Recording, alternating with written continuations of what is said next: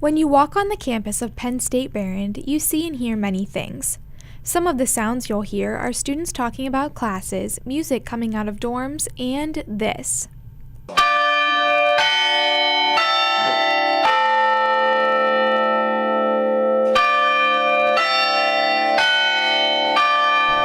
This is the sound of the Floyd and Juanita Smith Carillon bells.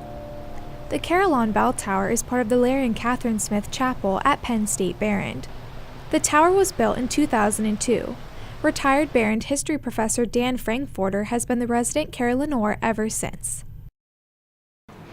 And when this one was being constructed, I asked the chancellor at the time who was going to play it, and he looked like I'd hit him in the center of his head with a mallet. I mean, it never occurred to him that somebody would have to play it.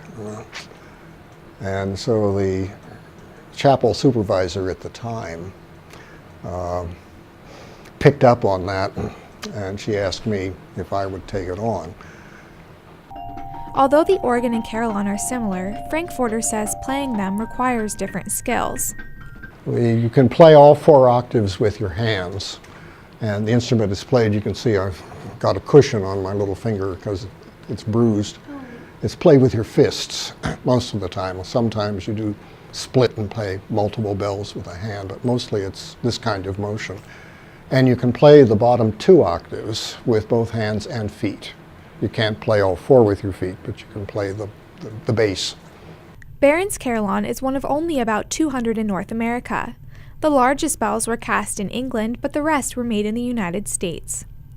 Frankfurter says he hopes students take an interest in learning about the carillon. If they see it, if they hear it, then obviously for some people that will inspire some curiosity.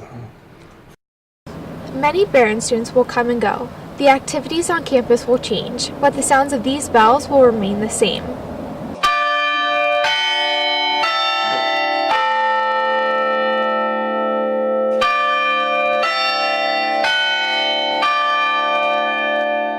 Michelle Benich, PSBTV.